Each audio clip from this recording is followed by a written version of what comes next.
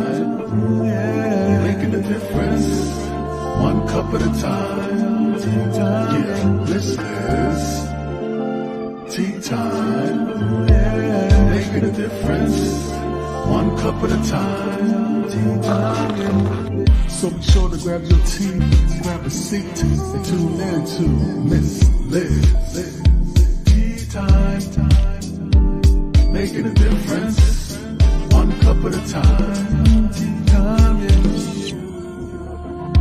Tea time.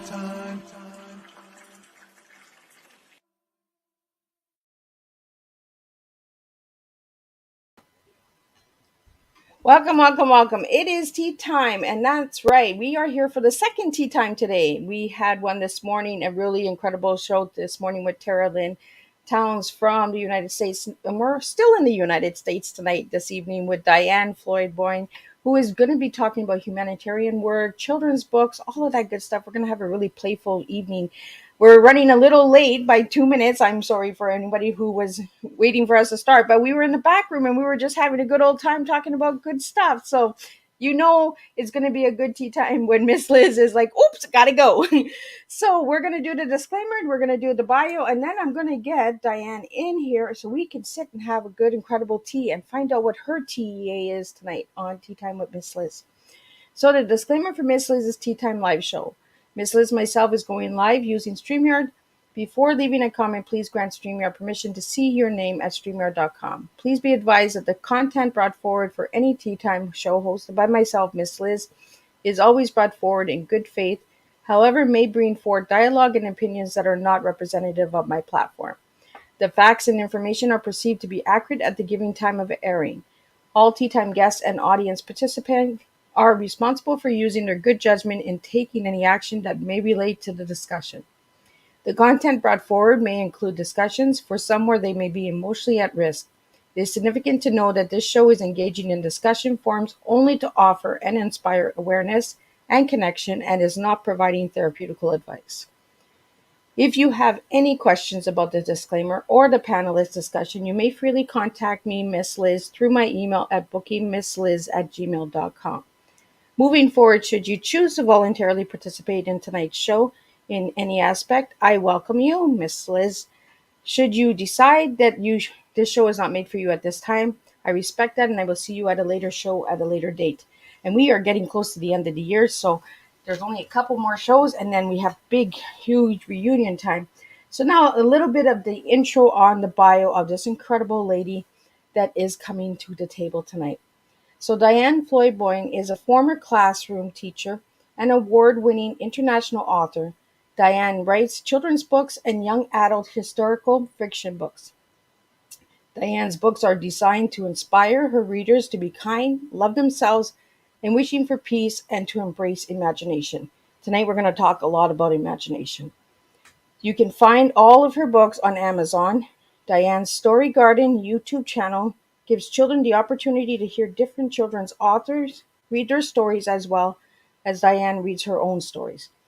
Diann does speaking engagements, book signings, as well as author visitations. Her creative flair encompasses the performing arts and performing in musical theater productions in Dubai, produced by the popular production out of the UK.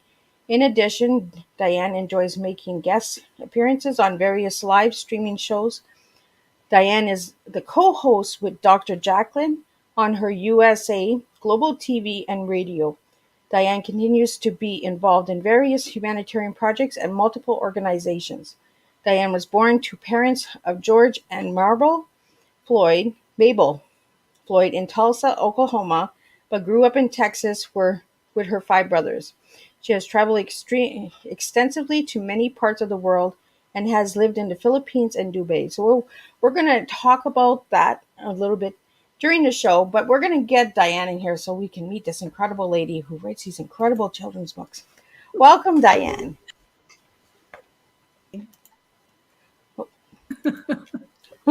We're playing yo-yo here. I think that little kids want to play, right? Yes, exactly.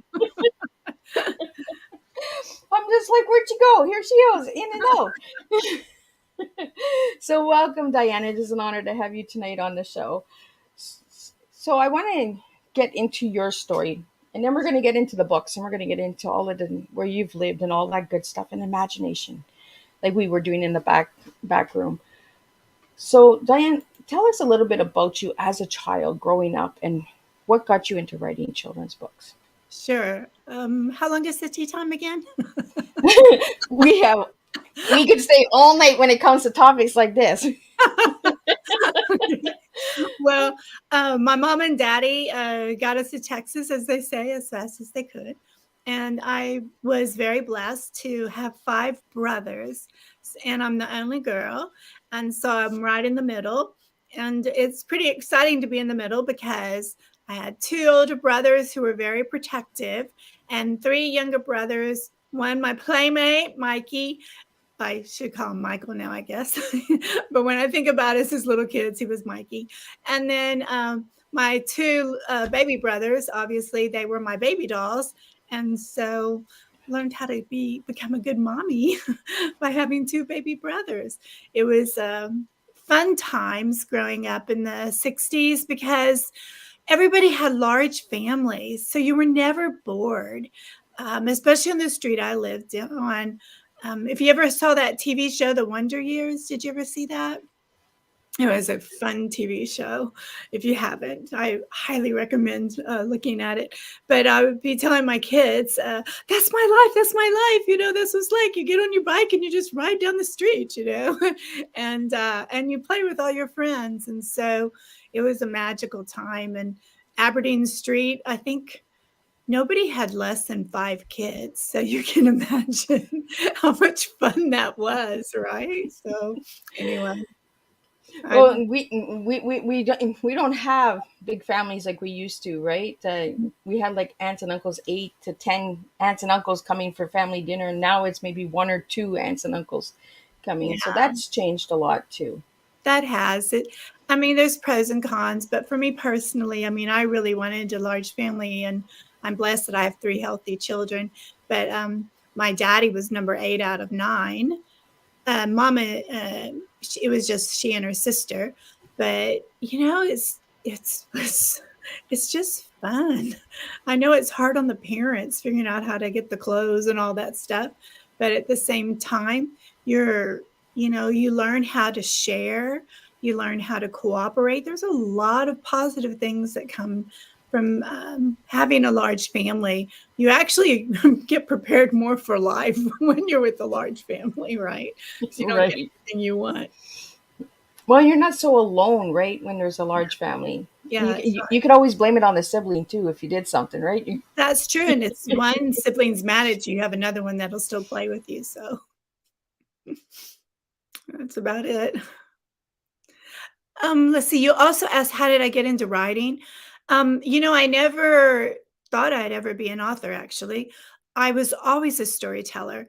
And my brothers would get really mad. And my nickname growing up was Motor Mouth when I was little because they said, "Is she ever going to shut up?" Because I'd be like, I could just come up with a story like that. But my storytelling was more with singing and being on stage.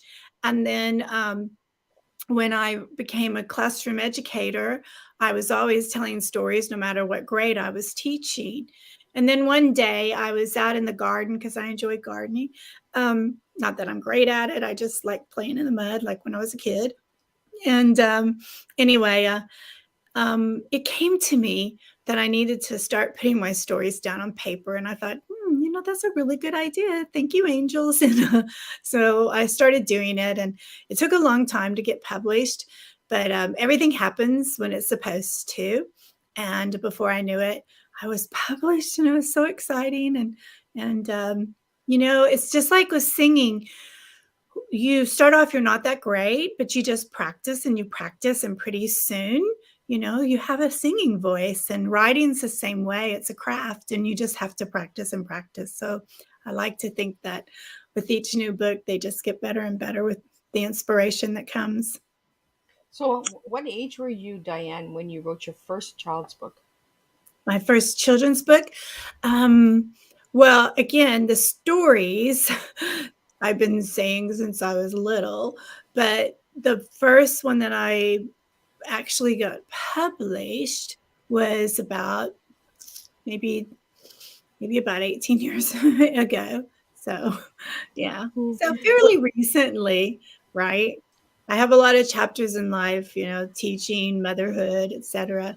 And that's the beauty of life, is that I don't believe people should say, "Oh, I'm 60, so I'm retired and I'm old." And I'm like, "No, 60? Oh my gosh, you're a baby. And look at all those chapters of life you have and the wisdom that you get to share with us. And what was your dreams to do when you were younger? Because now maybe you can make some of those dreams come true." And so I say, even if you're 90, go after some of your dreams. Well, we have a comment here. Some of the comments don't come into the studio, but we have a comment here, and they said 60. That means you're 6. You know what? That is so funny. That person must know me, because I totally believe in that. Because I remember when I turned 50, people were like, "Oh my gosh, you're over the hill." And I'm like, "Yes. And the beauty of the other side of the hill is going to be incredible."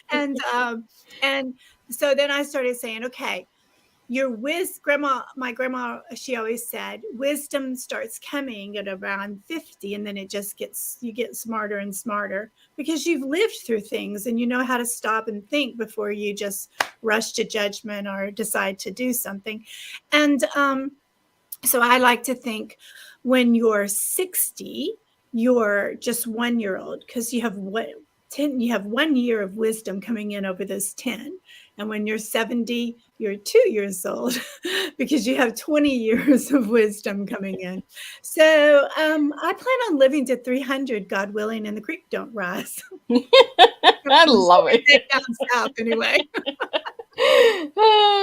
We have a bunch of comments coming in that says, "Oh my goodness, she has such a playful childhood heart here. Oh, Um, loving the story so far. Keep going." Um, okay. we have Thank a lot you. of we're on multiple platforms, so we have a lot that are coming in, and there are some issues with StreamYard, so you might not see some of the comments, but I have this open, that open, that open, so I'm looking, and we got some people that are following us from Twitter and Twitch and all that tonight. That is So so awesome. Thank you, everybody. so thank you for tuning in, because it's really an honor to have you guys here, and it's nice to see that you guys are seeing the playful side of Diann, because Diann is a playful heart. We were talking in the background, and we were just having a good old time about our imagination and all of that growing up, right? And I want to get into tonight. I noticed when I did some background check on you, Diann, about your peace song. So I want, yeah, do a big investigation on all my guests here. Um, so you had created this peace song. So I would like to talk about that a little bit Sure. tonight. Sure. So I wrote this book called Charlie and the Tire Swing, and How It Began. And Charlie, I got so excited about Charlie, but also the peace book. Now I have to stop and go, "Ooh," there's so many stories. I apologize. We need Um, peace. yeah, peace. Anyway, it's a song of peace. And the little boy is named Tommy. And what I wanted to do was, with everything going on in the world, and I lived in Dubai for 14 years and did a lot of humanitarian work, as you mentioned earlier. And the Syrian war broke out, the Yemenis war broke out, and there were so many things going on. And when you live overseas, you get a lot of different perspectives of things, and you just know that you already knew back home that everybody's beautiful, but when you live in another country and different cultures, you really see the power and the beauty of all humans.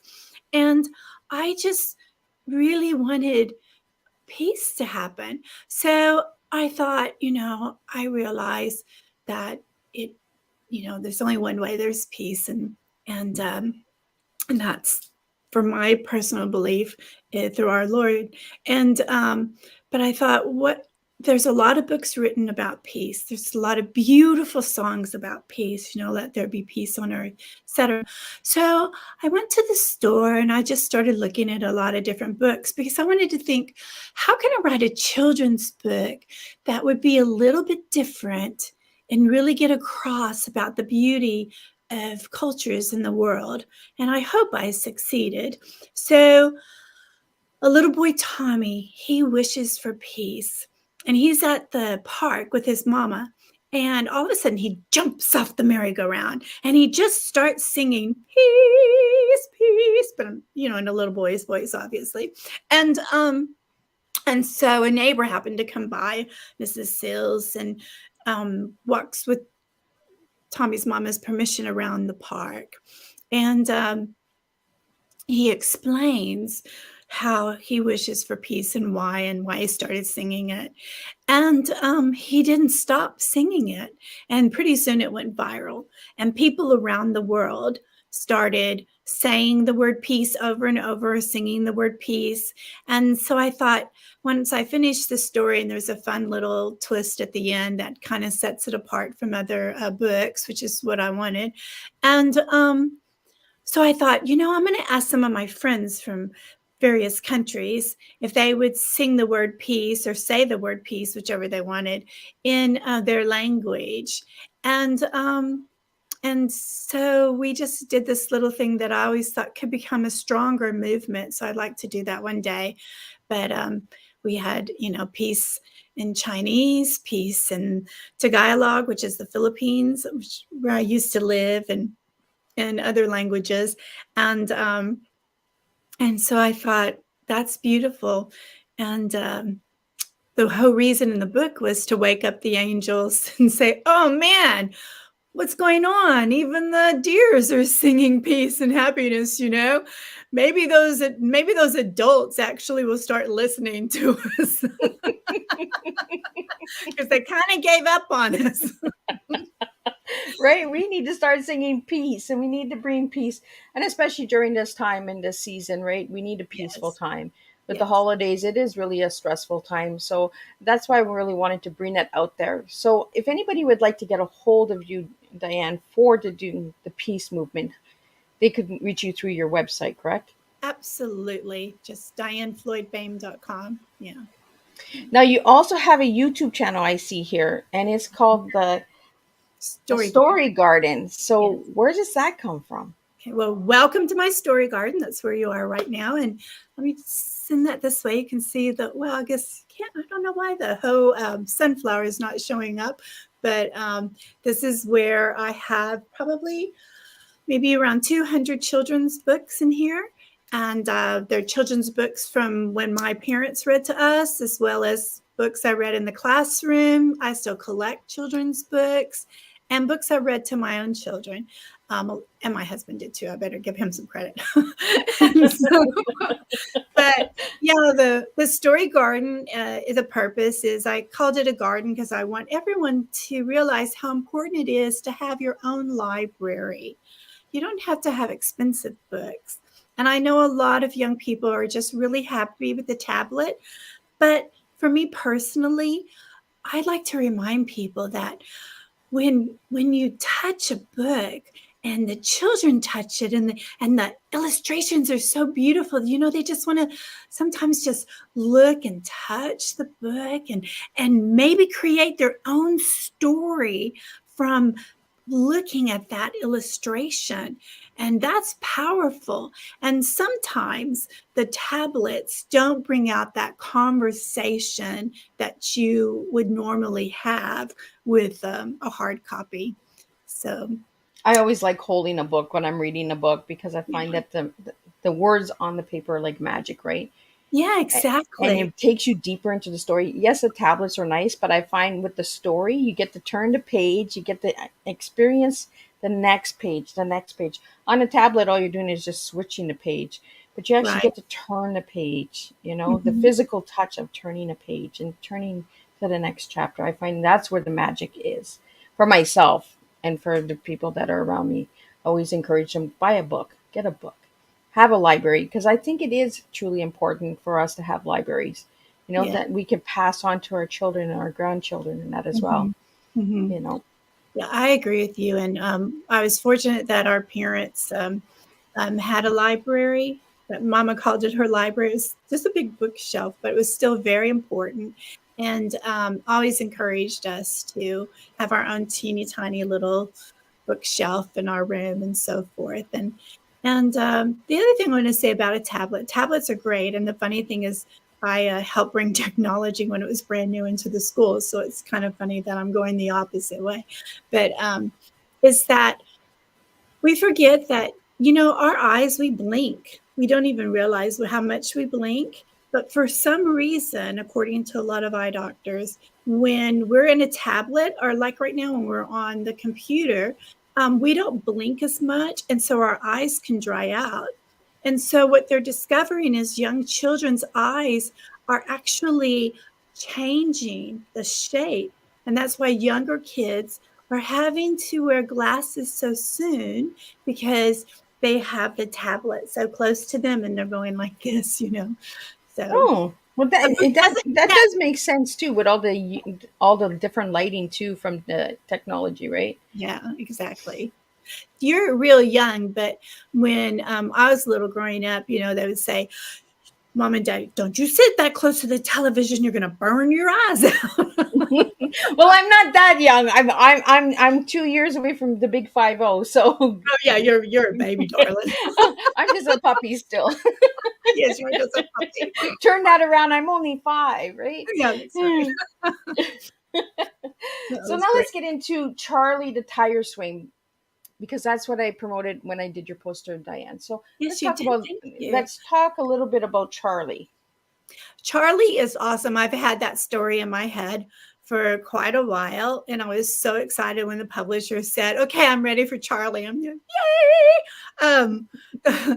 Charlie is it's an intergenerational story, because you have great grandpa in it, grandpa, and and and then so Charlie also is inspired because my son, when he was little, had a tire swing, and he would say, "Mama, Mama, come out with me." And I come out and watch him swing. And then he would just, push himself off, and then he'd twist and turn. And then he goes, "Okay, I'm going to outer space," and then he'd create a story. And then another day he might be on the tire swing, "Mommy, Mommy, today I'm Dick Tracy," and he'd be making up a story. So, I got with him and I said, and I won't say his name, but I said, "Son, um, I think I want to write some stories based on you." And so we started thinking of things. The What makes it intergenerational is that my husband grew up with this massive oak tree, and you would sit in the kitchen and you could see this oak tree. So I blended in some inspiration from the family oak tree along with the tire swing. And so Charlie one day asks his grandpa how that tree got so big. And so his grandpa starts talking about his grandpa, which brings in a great grandpa. And I think that's real important, because I want people to know their family history. And to me, that's the most important history. And those stories are precious. And I like to think that when people read Charlie the Tire Swing, that yes, they get to go on this great imagination, but they also might stop, and the little child might say to them, "What was my great grandpa like?" And then the dad or mom might have to say, "Mom, can you tell me about great grandpa?" Can you tell me some of those stories? Generational stories going. And so I think that would be great.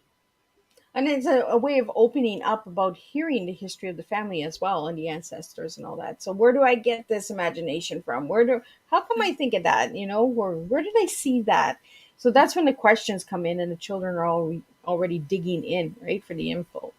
Right, exactly. And they might discover, that oh, so great grandpa Jack played the clarinet, and I'm playing the clarinet. How about that? Right? So that's kind of cool, right? Or Right, and then you get to sit back and say, "Oh, I got that from my grandpa, or I got that from my great grandpa or great right. grandma." And that makes it special, because our, going through middle school is that time that, you know, your body starts changing and everything. And you sit there and think, oh, I'm so ugly because so and so in school said I was ugly. But if you can, like, I have what's called a root wall and going up the stairs. So we have from great grandpas and ma's all the way up to now. And I remember moving one of the pictures of my mama and when she was 13 and putting it right there where my daughter sat on the stairs. And one day she said, so mama, are you sure that was Grandma Mabel? And I go, yeah, honey, that was her. And she was 13. And my mama was beautiful. And she looked at her and she turned around, looked in the mirror, and she looked back at it. And she goes, I guess I'm going to be okay.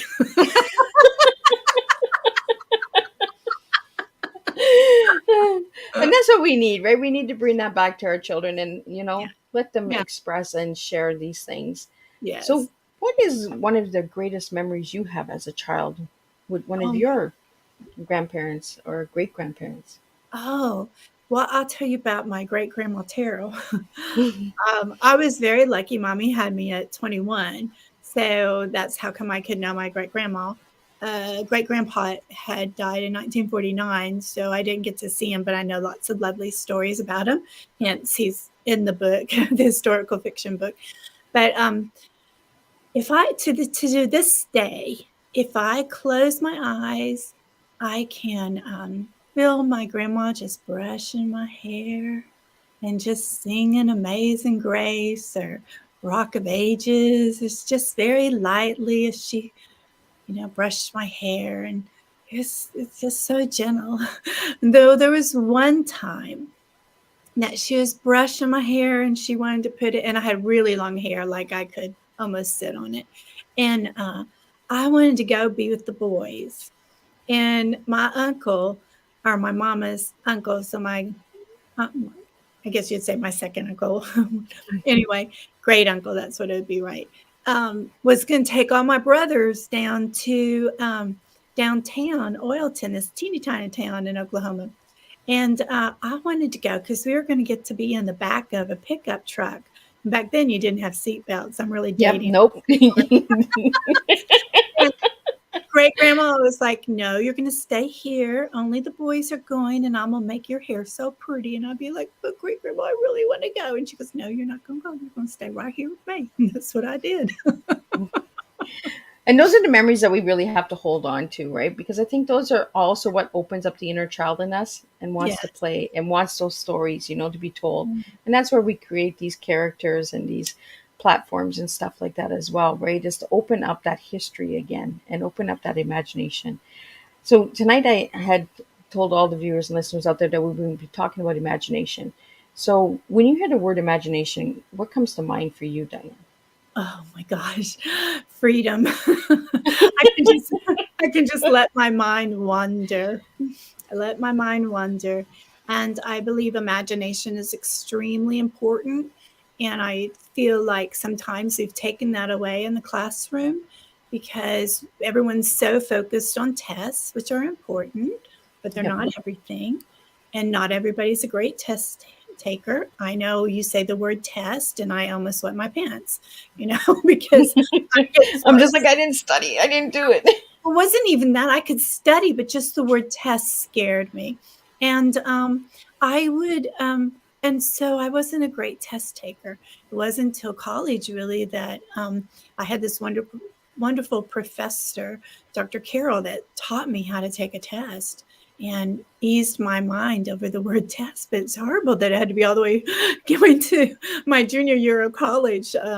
But imagination, I always believed in just the freedom of kids to give them time to relax and color and write whatever it is that made them feel comfortable. I would try to do that in my classroom, no matter what I was teaching. And sometimes, and mainly I was a elementary teacher, and sometimes when I knew the kids were just exhausted from thinking, that I would either have them run in place or I'd just hand them a sheet of paper and just say, scribble whatever you want, do whatever you want, just free your mind before we go on. And I would get a lot more out of them in the classroom by doing that, because they just needed a moment to just re-energize. Does that make sense? Yeah, it does. Well, and my Oma, my great grandma, and this is why I do tea time, is because she gave me my first cup of tea, and she told me just to sit, relax, recharge, and release, right? And it's those three R's that we sometimes don't take the time to do. And it's exactly what you did with your students, is you made them relax themselves and release through Mhm. scribbling and writing and coloring. And scribbling is fun. It Yeah. actually, it kind of looks all winky wonky and all that. And then you actually can see like the little circles kind of have like an image, or they have some kind of design that you want to color after and make a pattern. Right. They're like the quilt of putting all these different pieces together. So scribble is kind of like all the lines squiggling together, right? So, Exactly. and I have my own language out there for anybody that doesn't know Miss Liz yet. I come up with my own crazy words. Um, but I want to get into tonight, Dianne. I want to get into the reason behind why we don't have the imagination in the schools anymore, or in the communities anymore, or in the homes anymore. Why do you feel that the imagination is disappearing? Well, this is a personal opinion. It has no one in the schools. I'm doing a disclaimer. Yeah, Don't we're take disclaiming that. everything tonight because we're going into the I child am land. not talking about any school districts here. I think that we're in such a busy world, and we're bombarded with so much. And who is the eyes? Well, it's not just grown-ups, but children are bombarded too. You know, for some reason, including myself as a young mom, the one thing I would probably do different is not schedule my kids so much, is that scheduling. Oh, they need to be exposed to ballet. They have to be exposed to soccer. They have, so like you're going. And instead of saying, okay, what would you really like to try to do and pick one thing, right? And especially if you're really young, right? And okay, so you want to try gymnastics? Okay, that'll be your big thing this year. The rest of the time, you're going to get your homework done and you're going to have some free time. And it's that free time that kids have so limited of, that they just want to veg in front of the TV or their tablet or whatever. And I can relate to that too, because I'm going. And if I hadn't stopped and just said, okay, this particular time, I'm going to try to do my imagination. Now, I don't sit there and just say, okay, only between 8 and 10 I write, because I'm not that kind of a person. I'm not scheduled. Like I said, I love my freedom. but but I think giving kids more time and free time. And in schools, again, getting back to, oh, they have to do this to be ready for the test. Oh. And schools like, oh, we can only do math, from 10 to 10:45. But I was taught in a private school, so I was lucky. If I saw that the kids, okay, they got the concept down, they understand it. So we're not going to do 45 minutes of math. We're going to stop and we're going to have a little bit of free time. And so sometimes I might give them an extra recess. Well, you can't hardly do that anymore. And that's kind of sad, because, it's the same thing I was saying about giving them time to just scribble. Yep. Sometimes if it's a nice day outside, you need to just let them run and have an extra little recess and get some energy out of them, and then bring them back in the classroom and they're ready to go again. So I wish we didn't schedule every single moment of their life.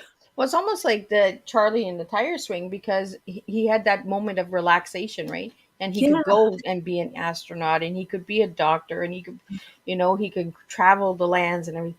For me, I love traveling the tea lands and all the different ferries and all of that.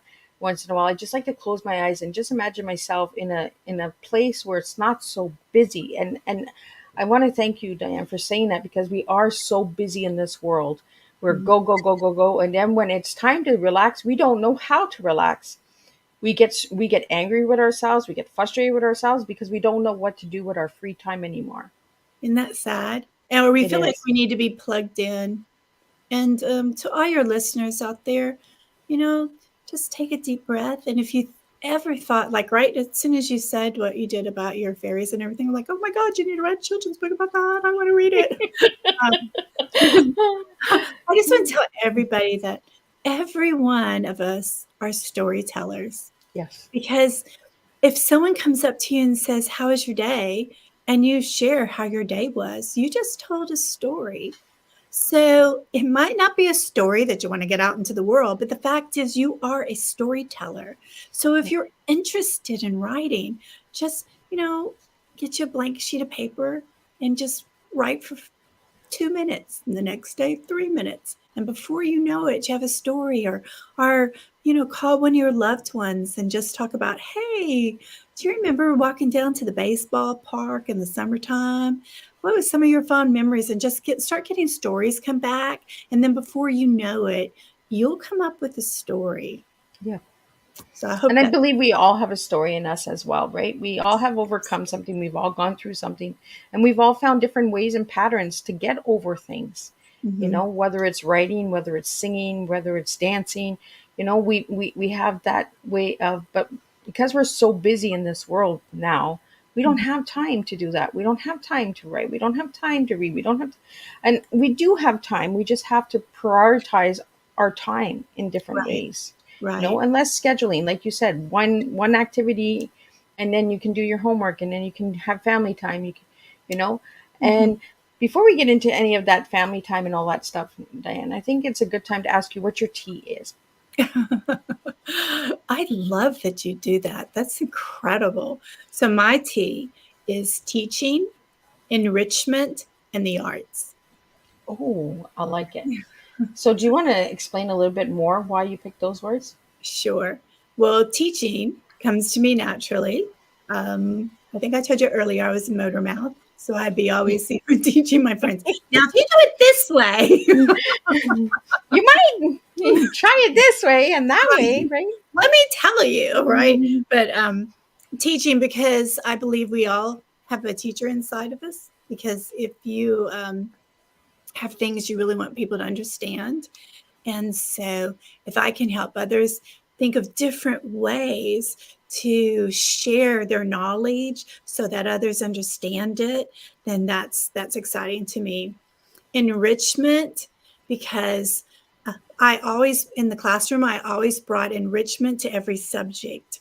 So, for example, if you're teaching mathematics, you might say, okay, well, how on earth did someone ever come up with, the 10 system, right? Or and so you share about that person. Or okay, so we have surgery and heart, and you're learning, biology and so forth. Well, then I would share with them, do you know who the father of surgery is? And then I would share who that person is, and they're like, wow. And so I gave people the reason that it's important to know that subject, because I wish somebody would have done that for me. I probably would have enjoyed some other subjects a little bit more had I realized where it was taking me. Does that make sense? Yeah, instead of just throwing a subject out, you're actually opening the doors of wonder. Oh, this Yeah, person, it's almost like storytelling, right? We go back to the storytelling again. exactly. And so in the books that I write, I like to think of them as enrichment.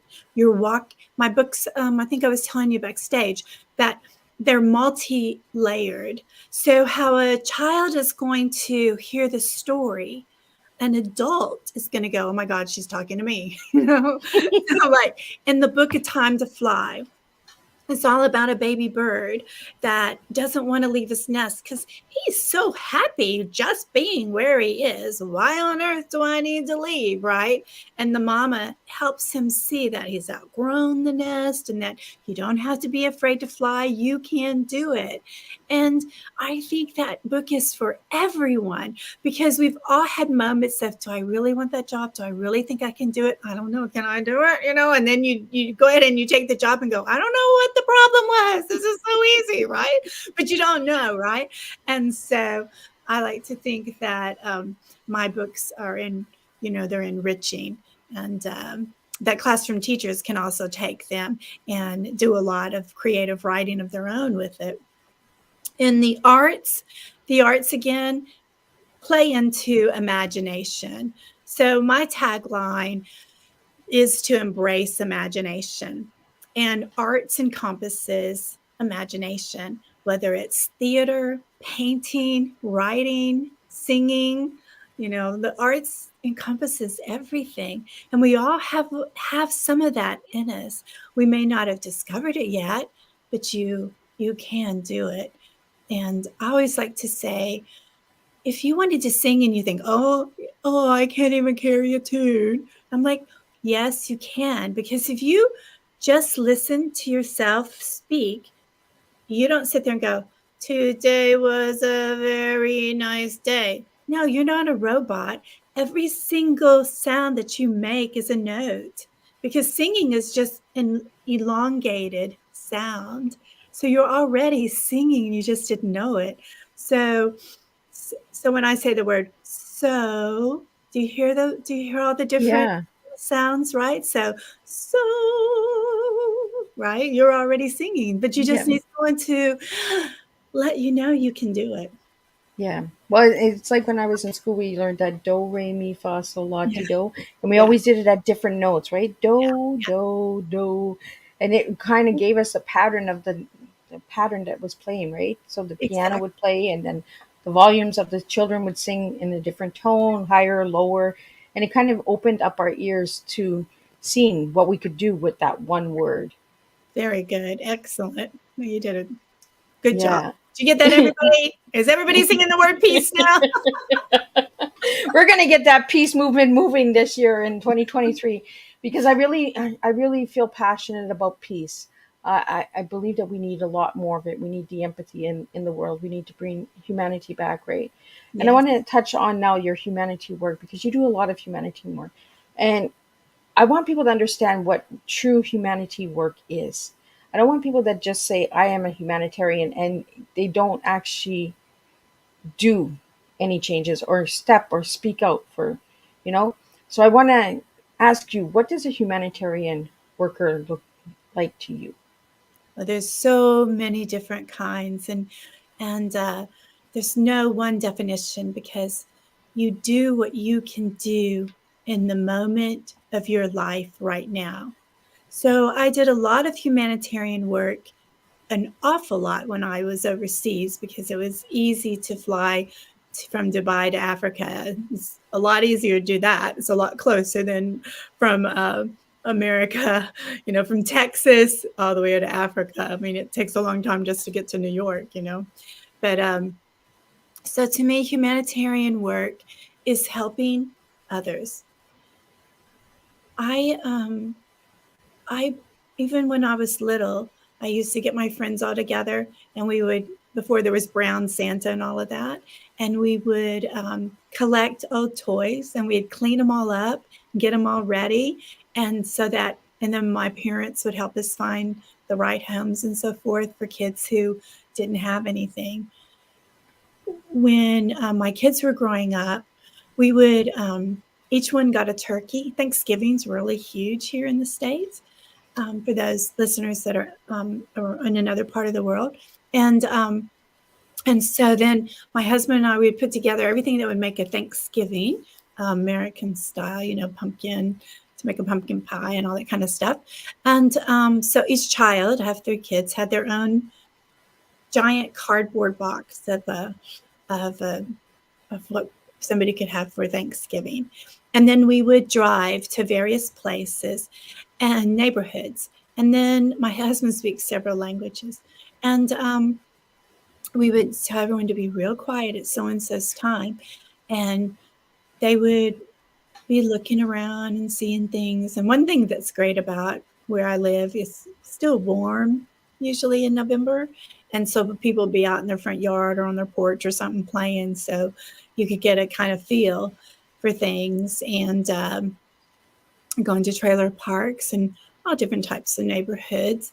And they would they would say, okay, I think it's supposed to be this house. And then my husband would go and speak Spanish or whichever language was needed. And sure enough, they weren't going to, I don't know how, by the grace of God, that family wasn't going to have a Thanksgiving. And so the kids all learned how to make sure other people had something that they were going to have. I like to think that was a nice thing, and some of my kids are still doing that, so that's kind of nice. And the other thing is so teaching how to give was very important to me. And then when I was able to volunteer into some of the countries in Africa and be at orphanages or schools or so forth, um, when the Syrian war broke out, obviously we couldn't go to Syria, but several of us came together and put together a whole package to figure out how kids in refugee camps could still have a little bit of fun things, besides warm blankets and a pillow, maybe a jump rope or something. So it would all be different depending on the situation. As you can tell, I've gotten very serious because it's very serious, and it's tough because mom and dads, they all around the world, everybody's the same in the sense that if they're of sound mind, that they just want, the kids to have a warm place to sleep with a roof over their head and their tummies filled and just, have love and happiness and sing. And we're all the same like that, right? And but it doesn't happen. People are always fighting about, can I want this land, it was originally ours, or I don't like these people because they believe this way, and it breaks my heart because children are children, and I just want them to have a chance to enjoy their childhood and not have it disappear. So wherever you are and whatever you're doing, if there's a moment that you see that you truly could help someone to make a difference, even if you just brought them a cup of coffee, um, that's humanitarian work to me. Exactly, right? It's very simple. It's kindness. Mm-hmm. It's simple kindness. If you see someone struggling or you see a child that doesn't have, and you know that you have 10 of these, and you say, you know what, I don't need 10 of them. You know, Mm-hmm. let me share 9 of them and keep one. You Mm-hmm. know, I find that we're losing the meaning behind humanity. Is It's so simple for us to take care of our brothers and sisters globally, not Mm-hmm. just in our own home countries and where we live right now, Diane. It's globally we can make a difference. We can impact children's lives by being the examples, by being those role models. And I'm glad that you got serious because it shows that we can play, but we also can get serious. And when Right. it comes to things like this, for me, peace and humanity is strong and deep in my heart. And Mm-hmm. I'm like you. We don't see enough of it. We Mm-hmm. don't hear enough of it because we're so busy. That schedule is so busy. So we need to take that time to just slow down and actually just a simple cup of coffee, a Mm-hmm. simple doll. If you have 10 Barbies, give those 9 Barbies to 9 other children. Uh, Yeah. we we hold so much to materialistic things that we forget that there's a child out there that doesn't even have one, Right. It doesn't even have a blanket. So right? you're right. Right. So yeah. And you really you don't walk away going, "Oh, look at me, I've done this," and beat your chest. Instead, you walk away and go, "Oh my gosh, that person felt so good," that your heart starts to sing because you made that person's heart to sing. Does that make sense? Yeah. But when you're doing simple kindness from the heart, you're not boosting the ego, right? You're not like, well, I just fed 10 people or I just did. Were you happy that you fed those 10 people, or are you just happy that you took the time to? And that's Right. where I get really frustrated with humanitarian work is we're losing the heart of it, and we need the heart back because Mm-hmm. our children are watching. The children of the world are watching, and we need to bring peace. So we need to really push your movement, Diane, and we need to get those kids into the story garden, and we need to just start sharing and opening those doors of imagination again and creating a platform and a door for these kids to feel safe that they can come in and say, you know what, I want to play for 10 minutes, I love that. you know, Yes. We're because going to get like together you and said, work. right? Like Yeah, you said, 10 minutes a day. If you write 10 minutes a day, then you have a book within a couple of weeks. right. Just take 10 minutes for yourself. Just slow down. And that's what I want everyone out there who's listening, the viewers, and who will watch the replays later, and listen in. Just take 10 minutes for yourself. It's a What are, healthy thing to do. I you mean, know, it's a healthy thing to do. Even if you are doing everything right now that you absolutely love doing, which I'm so excited that you are, but 10 minutes to rediscover that child in your inside, you're going to even love what you do more. so we have a couple questions here for you. I'm not sure why they're not popping in, but we have a couple questions. So we have a question from a person on Twitter. I'm guessing because they're not verifying, it's okay for them. So I see Twitter user, and they're saying teaching enrichment arts. Your T really speaks to your bio.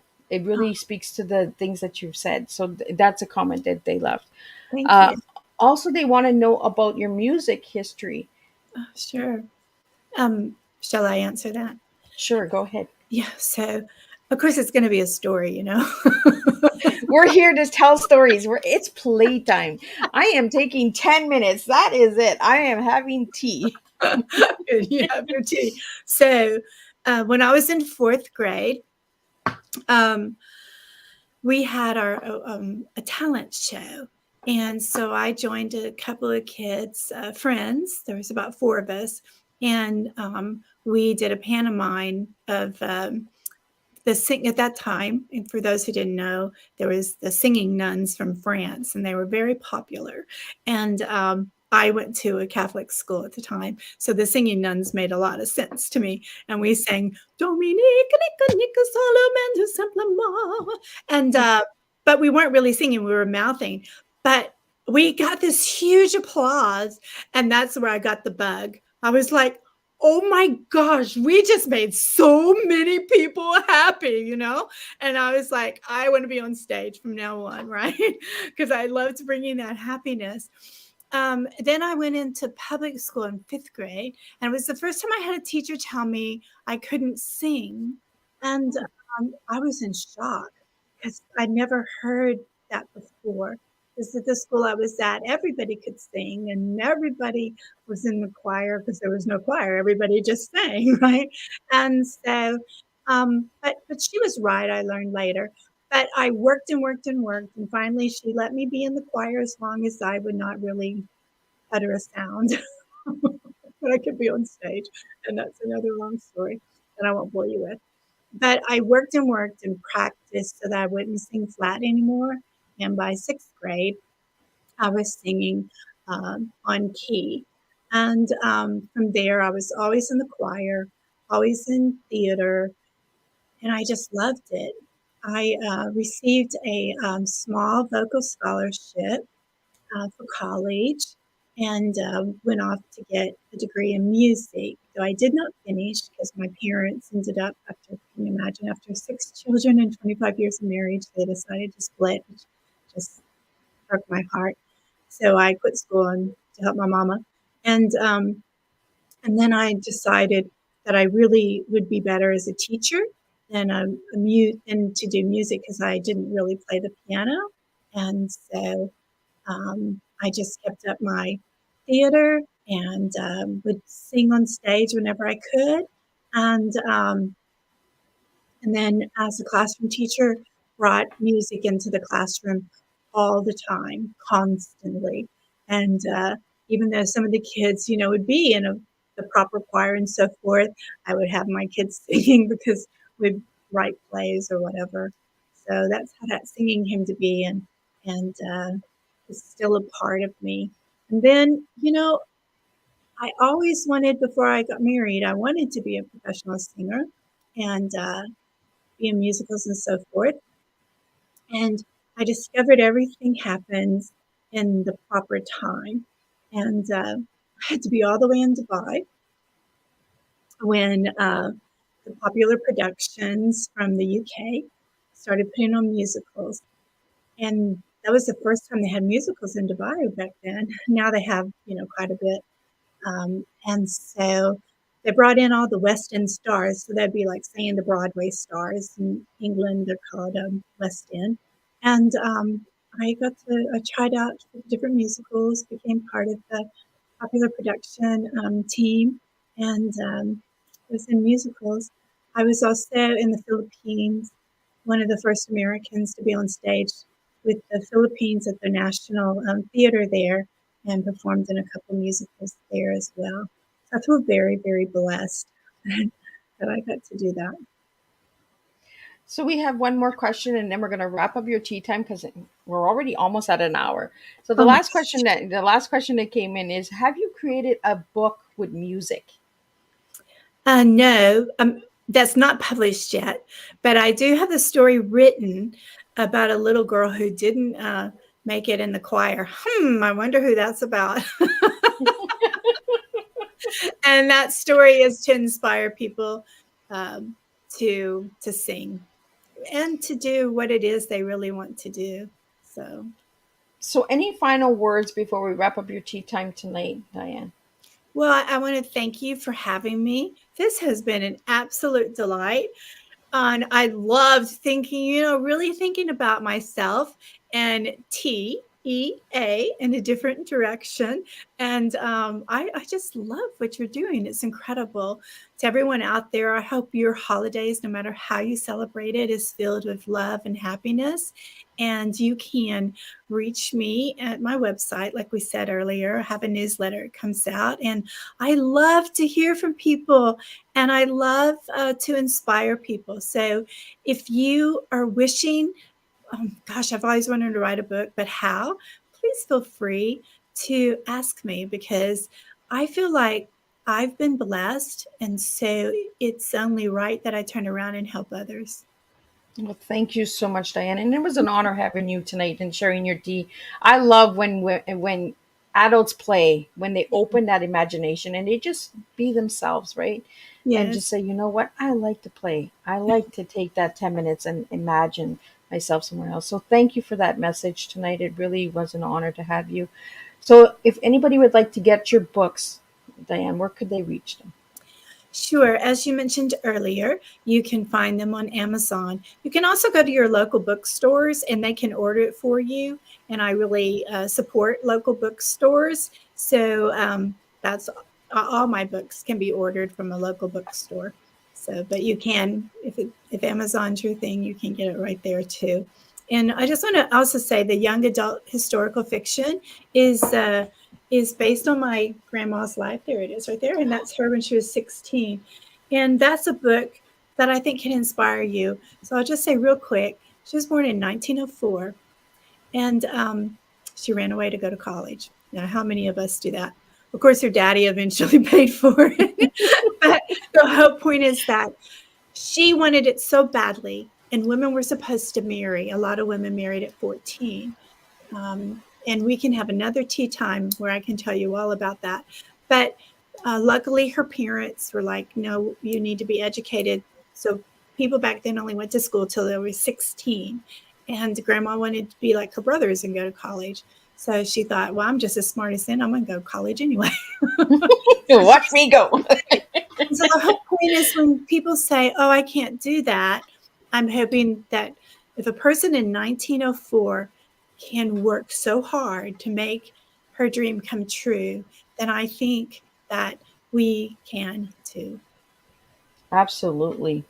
And I love that you say that we can. You know, Yeah. when we choose, we can.